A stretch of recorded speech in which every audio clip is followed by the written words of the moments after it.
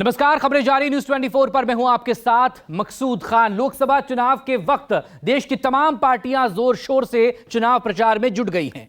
दिल्ली की गद्दी हासिल करने के लिए पानी की तरह पैसा बहाया जा रहा है, लेकिन इलेक्टोरल बॉन्ड पर सुप्रीम कोर्ट की कार्यवाही ने राजनीतिक दलों को सकते में डाल दिया। गुरुवार को एसबीआई की तरफ से चंदे और कंपनियों की डिटेल चुनाव आयोग को सौंप दी गई और इलेक्टोरल बॉन्ड के जरिए चंदे की लिस्ट सामने आने के बाद अब इस पर राजनीतिक घमासान और भी तेज हो गया है।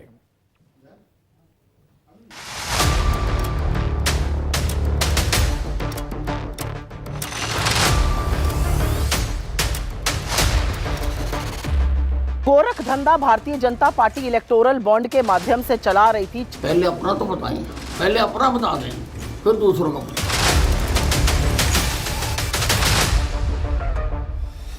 इलेक्टोरल बॉन्ड ने भारतीय जनता पार्टी का बैंड बजा दिया है। काले धन को इलेक्टोरल बॉन्ड से सफेद करके अपने खातों में भाजपा ने डाल पाया। चुनावी चंदे का नया चिट्ठा, किसने किसको कितना दिया।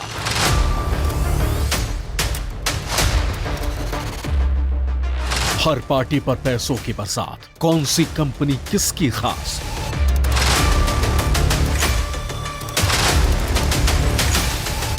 चुनाव से पहले विपदा भारी, कानूनी घेरे में खादीधारी।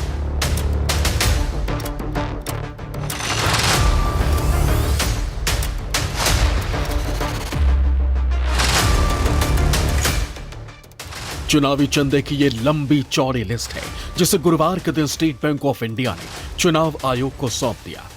और इस लिस्ट ने राजनीतिक पार्टियों को मिलने वाले चुनावी चंदे की हर कड़ी को देश के सामने रख दिया। एसबीआई की तरफ से जारी लिस्ट में बॉन्ड का अल्फा न्यूमेरिक नंबर भी बताया गया, जिससे पता चल गया है कि किस कंपनी ने किस सियासी दल को कितना चुनावी चंदा दिया। नए डेटा के मुताबिक सबसे ज्यादा चंदा देश की 3 टॉप पार्टियों को एक ही कंपनी से हासिल हुआ, बीजेपी हो या फिर कांग्रेस। सबसे ज्यादा चंदा Megha engineering and infrastructure limited और उसकी सब्सिडरी वेस्टर्न यूपी पावर की तरफ से दिया गया। इस कंपनी ने भारतीय जनता पार्टी को 664 करोड़ रुपए और कांग्रेस को 128 करोड़ रुपए का चंदा दिया। इसके अलावा इसी कंपनी ने केसीआर और बीआरएस को भी 390 करोड़ रुपए का चंदा दिया। इसके अलावा कांग्रेस को दूसरा सबसे बड़ा चंदा वेदांता ग्रुप से हासिल हुआ, जिसकी रकम 104 करोड़ रुपए थी।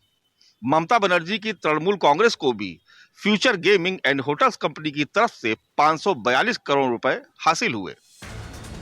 एसबीआई की तरफ से जारी पूरी लिस्ट के मुताबिक देश की राजनीतिक पार्टियों को इलेक्टोरल बॉन्ड के जरिए चंदा देने वाली टॉप 10 कंपनियों में future gaming and hotel services P R 1368 crore, Megha engineering and infrastructure limited 966 crore, quick supply chain private limited 410 crore, Vedanta limited 400 crore, Haldia energy limited 377 crore, Bharti group 247 crore, western UP power transmission company limited 220 crore, Keventer food park infra limited 194 crore, Madan limited 185 crore के नाम शामिल हैं। जानकारी के मुताबिक bond से 623 करोड़ रुपए गोपनीय रूप से पार्टियों को मिले।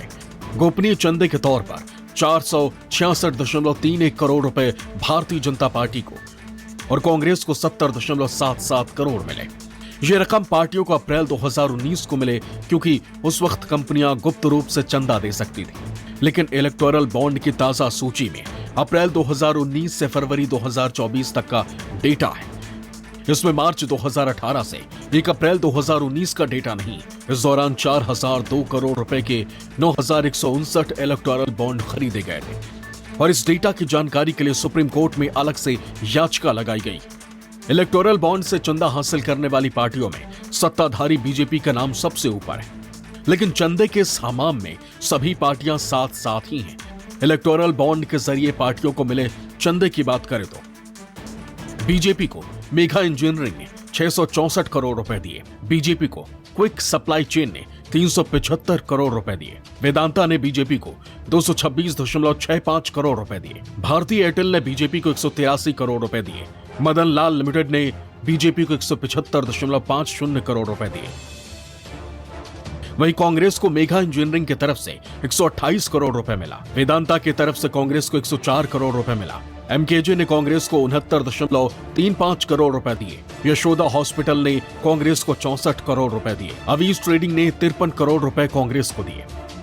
वहीं फ्यूचर गेमिंग ने तृणमूल कांग्रेस को 542 करोड़ रुपए दिए। हल्दिया एनर्जी ने तृणमूल कांग्रेस को 281 करोड़ रुपए दिए। धारीवाल इंफ्रा की तरफ से तृणमूल कांग्रेस को 90 करोड़ रुपए मिला। IFB एग्रो की तरफ से तृणमूल कांग्रेस को 42 करोड़ रुपए मिला। PCBL लिमिटेड ने 40 करोड़ रुपए तृणमूल कांग्रेस को दिए।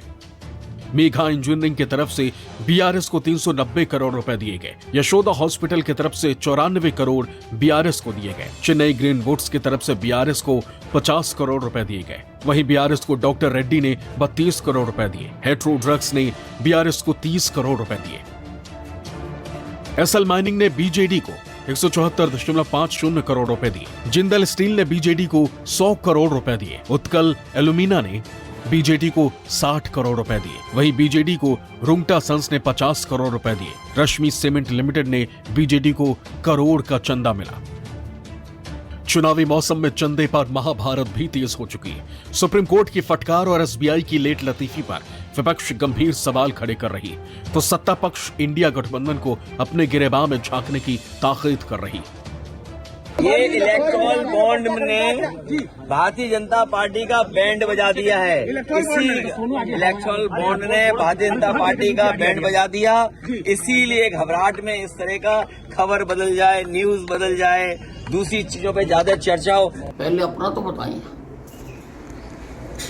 ये जो इंडी है पार्टी, इन सारों का जमा करके देखो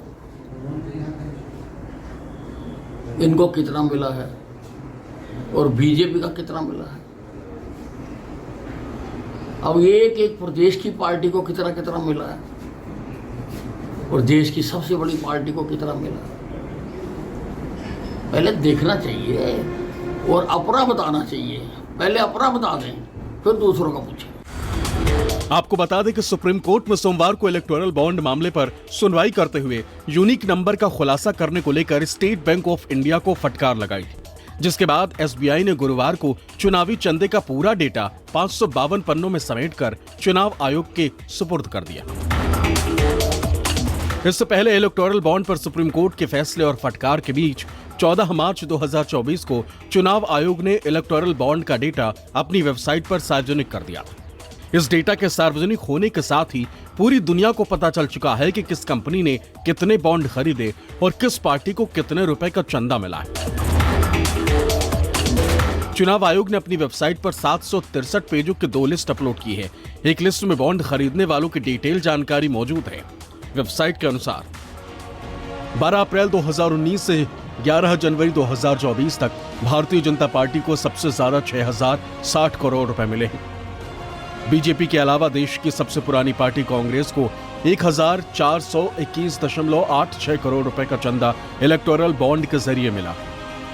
तो वहीं आम आदमी पार्टी ने 2019 से 2024 के इन 5 सालों में 65.45 करोड़ रुपए जुटाए हैं। हालांकि कई ऐसे राष्ट्रीय पार्टियां भी हैं जिसे चुनावी बॉन्ड के जरिए एक भी रुपए का चंदा नहीं मिल पाया है। जानकारी के मुताबिक BSP CPIM को चुनावी बॉन्ड से एक भी रुपया चंदा हासिल नहीं हुआ। चुनाव आयोग की वेबसाइट पर मौजूद डेटा के मुताबिक कुछ राजनीतिक पार्टियों ने SBI से बॉन्ड्स के यूनिक नंबर्स मांगे हैं। तृणमूल कांग्रेस ने कहा है कि उसे नंबर्स चाहिए ताकि वो सुप्रीम कोर्ट के निर्देशों का पालन कर सके, लेकिन भारतीय जनता पार्टी ने SBI से ऐसी कोई अपील नहीं की है। अब चंदे की डिटेल सामने आने के बाद पक्ष और विपक्ष में राजनीतिक घमासान तेज हो गया है। एक तरफ सत्ता पक्ष इलेक्टोरल बॉन्ड योजना को सही ठहरा रहा है, तो विपक्षी पार्टियों ने पूरे मुद्दे को अपना चुनावी हथियार बना लिया। इलेक्टोरल बॉन्ड के माध्यम से देश के खजानों को चूना लगाने का काम, काले धन को इलेक्टोरल बॉन्ड से सफेद करके अपने खातों में भाजपा ने डलवाया, है ना। बहुत से ऐसे लोग हैं जो बिजनेस में थे, उन पे ईडी की रेड हुई। ईडी की रेड के बाद उनके चुनावी चंदे उनके खातों में आए, उसके बाद रेड और मामले खत्म कर दिए गए। तो ये तो इलेक्टोरल बॉन्ड ने भाजपा को पूरी तरह बेनकाब कर दिया है। जो गोरख धंधा Bharatiya Janata party electoral bond के माध्यम से चला रही थी, चंदा दो धंधा लो और वसूली रैकेट, ईडी CBI की इनकम टैक्स की रेट होगी और इधर जो है भाजपा को चंदा देकर मामला शांत किया जाएगा। उसकी कलई खुल चुकी है। अब सारे तथ्य सामने आ गए, किसने किसको कितना दिया, कब दिया, वो लगातार सामने आता जा रहा है। सवाल तो खैर एसबीआई पर भी उठ रहे हैं कि उन्होंने ऐसा करने से पहले मना क्यों किया, और क्योंकि सारा ब्यौरा उनके पास तैयार रखा था। एक ये ऐड था, एक ये विज्ञापन था जिसमें हम 8,252 करोड़ का चंदा जो भारतीय जनता पार्टी को मिला है उसको पेपर में छपवाना चाहते थे। इसको छपवाने के लिए हमने नीचे अपना नाम भी दिया, सारा ब्यौरा दिया कि चंदा दो धंधा लो चल रहा था। इस विज्ञापन को छापने से मुख्य जो अखबार थे उन्होंने मना कर दिया। वो डर गए, उन्होंने कहा हम ये नहीं छाप सकते हैं, जबकि ये विज्ञापन था, हम इसके लिए पैसे भी दे रहे थे। 1600 करोड़ रुपया कहां से आए, कौन दिए, आप जांच कर देख ही रहा है, सुप्रीम कोर्ट देख रहा है। जो हाल तोरा सो हाल ही ना।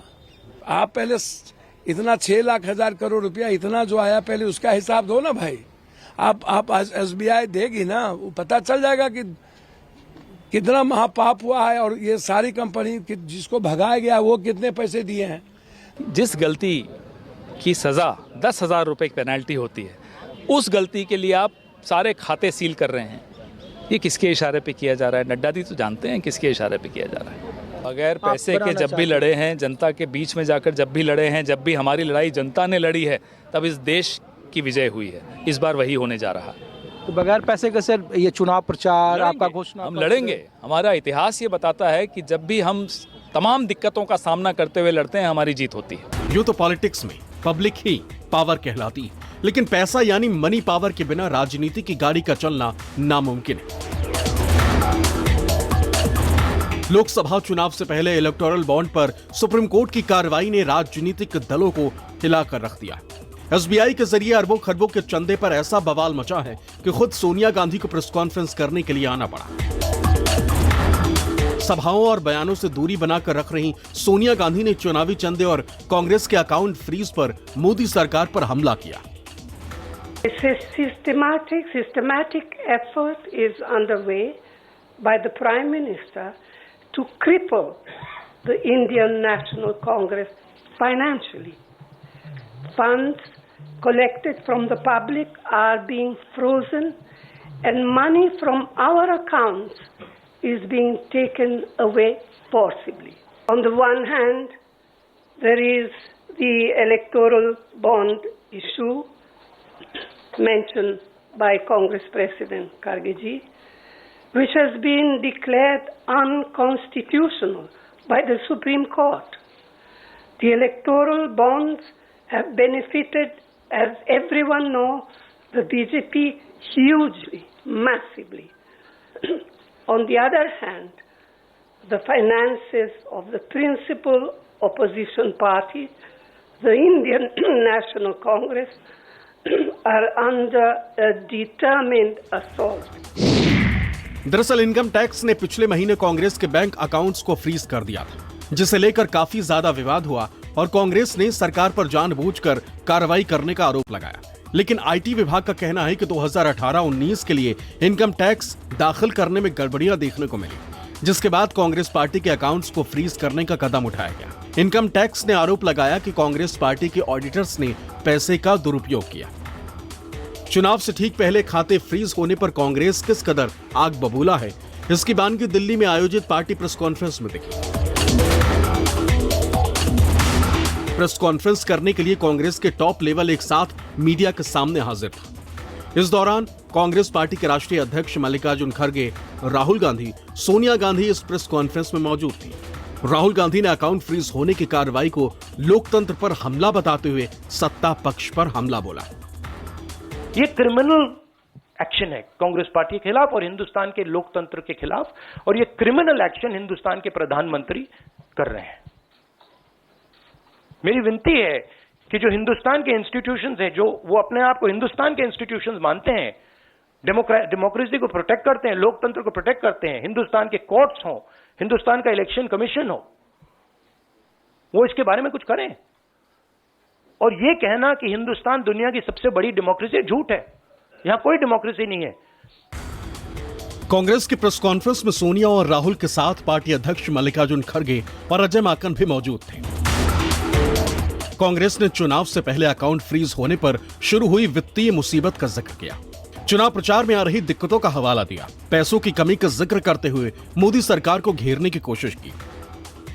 सुप्रीम कोर्ट ने जिस चुनावी चंदा बॉन्ड को इलीगल और अनकॉन्स्टिट्यूशनल कहा, उस स्कीम के तहत मौजूदा सत्ताधारी दल ने हजारों करोड़ रुपए से ज्यादा अपने अकाउंट में भर लिया है और दूसरी तरफ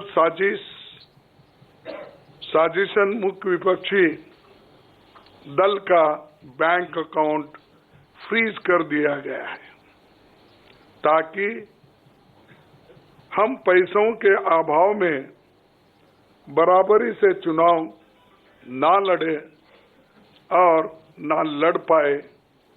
ये सत्ताधारी दल द्वारा एक खतरनाक खेल है और वो पार्टी जिसको पूरी ताकत के साथ में चुनाव के अंदर लोकतंत्र की भूमिका निभानी चाहिए, वो पार्टी चुनाव के अंदर लोकतंत्र की भूमिका निभाने की जगह इनकम टैक्स के ऑफिसेज मीटिंग कर रहे हैं बनिस्बत इसके कि हम लोग किस तरीके से लोकतंत्र के इस पर्व में हम शामिल हों, उसकी तैयारी करने की जगह। तो आप समझ सकते हैं कि जब हमारे ना केवल रिसोर्सेज बल्कि हम लोगों का समय, हम लोगों की पूरी ताकत इस काम में लगने की जगह कि कैसे लोकतंत्र के पर्व में शामिल हो, उसकी जगह के ऊपर कैसे अपने बैंक अकाउंट के अंदर अपने पैसों को बचाया जा सके, उसमें लगे तो किस तरीके से लोकतंत्र के अंदर लेवल प्लेइंग फील्ड हो सकता है।